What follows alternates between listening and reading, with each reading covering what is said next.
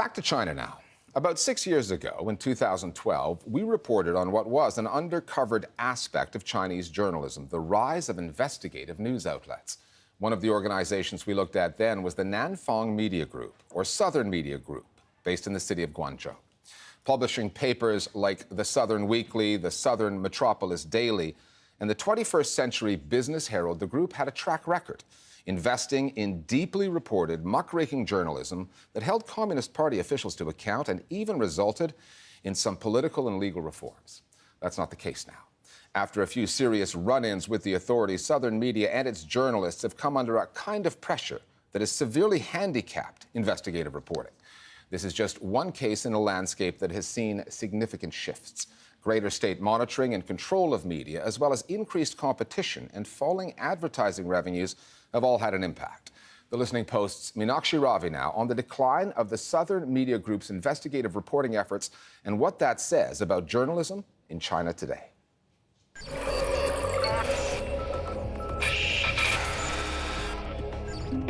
April 2003. The Southern Metropolis Daily, a paper published by the Guangzhou-based Southern Media Group, ran a report entitled Death of the Detained Swung.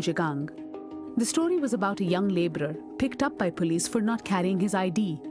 72 hours later, he was dead. The official explanation? A heart attack. The paper published the results of the autopsy that revealed the extensive beatings that had caused Swung Jigang's death. Fast forward to May 2008 and the earthquake in China's Sichuan province. Reporters from the Southern Weekly, another publication of the Southern Media Group, broke the story of faulty school construction that exponentially increased the number of dead. These were stories with real impact and the kind of journalism the Chinese rarely got to see. It was a charmed time for news reporters and consumers in the country. The 1990s and 2000s was the golden age of journalism, investigative journalism in China.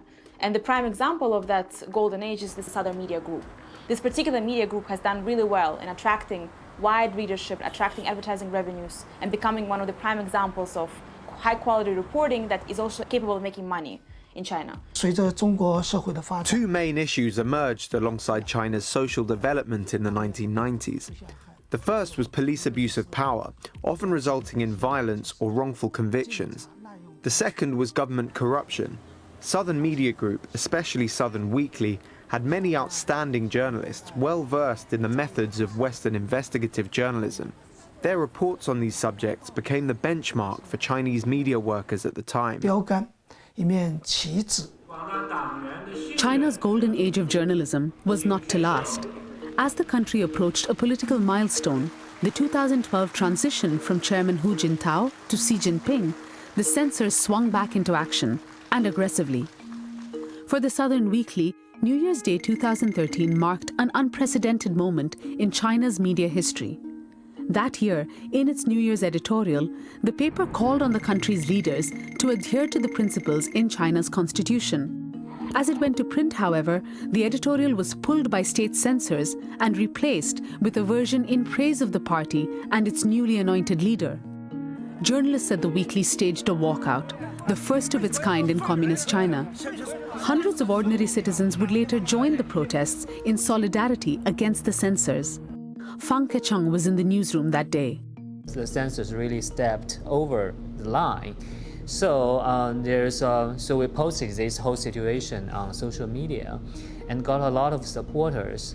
There were a lot of protesters outside our headquarters in Guangzhou supporting us. Yellow chrysanthemums symbolizing the death of press freedom were laid outside the headquarters of the Southern Weekly newspaper in the city of Guangzhou. Foreign media covered this incident, and it really showed that this newspaper, because of its reputation during last more than 20 years, it got a lot of supporters in the society, both on social media and offline. The propaganda department of the Communist Party wants to exercise tight control over the media. That became very, very clear once Xi Jinping took over and declared which direction he was taking China. The Southern Group, particularly with the politically incorrect New Year editorial, would have been seen as essentially mounting a bit of a challenge. And that's simply completely not acceptable. And therefore, you will have to make an example of, so that nobody else would dare to even think about copying what you had done. Through 2013 and after, the censorship of the Southern Media Group was taken to another level. Reporters were harassed, online content was ordered to be taken down, and publishing licenses were revoked. The end of 2015 marked a low point. The senior editor and former chairman of multiple Southern Media Group publications, Shen Hao, was sentenced to 4 years in prison on what many observers said were trumped-up extortion charges. Chang Ping, a deputy editor and news director at the Southern Media Group, was forced to leave China just before Xi Jinping's ascension to power. He has watched from the outside as the state's grip on media has tightened. Ever since the founding of the People's Republic of China in 1949, there have been certain boundaries the media are not able to cross. These include certain political topics, ethnic minority rights, national sovereignty, the military and religion. The political pressure placed on the Southern Media Group is part of a systematic process to control the media. In doing so, the party seeks to control every aspect, including its management, the publishing of reports, and even whom journalists can interview. Pressure is not necessarily always placed on individuals, but on the industry as a whole. Under this system, no media group, whether it's Southern Media Group, Caijing, Peng Pai, or Eastern Media Group, can escape political pressure.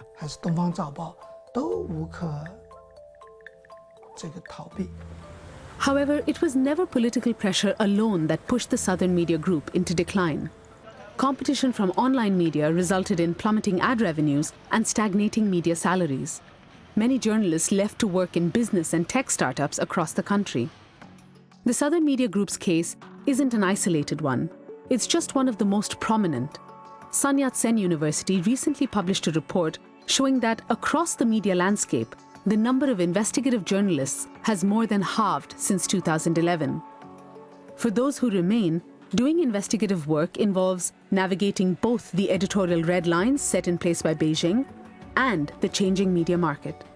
Social media in China is very popular. Weibo and WeChat are very popular in China. So, and on Weibo and WeChat, you could open your own personal account. And some independent journalists just publish their independent investigation. An independent journalist named Huang Xueqin, she published a piece about a sexual harassment case at Sun Yat-sen University in southern China. And it was hugely popular and influential, and just a few days after the publication, the university just fired that professor who was involved. Well, you still have some very good news media in China. We do see news media reporting on major corruption cases, for example. In the last year, the most senior case, a Politburo member who was being reported, was that of Shen Zhengchai. Now, he could be reported because he was somebody that Xi Jinping wanted to make an example of. And therefore, journalists could report, but still, in fact, under fairly tight guidance from the propaganda department. Chinese media landscape and the relationship between the media and the state is ridden with many contradictions. We're seeing lack of investigations in some areas, but some investigations in others, and things changing on a very fluid basis and very quickly. That's why it's called a battlefield. It's not all, won over. It's not completely controlled or figured out. Given the sheer number of voices in China's vast journalistic sphere, absolute government control has never been completely possible. What is undeniable, however, is that under Xi Jinping, the Chinese state's command of the media space has been consolidated and reinforced, with dramatic repercussions for investigative work across the country.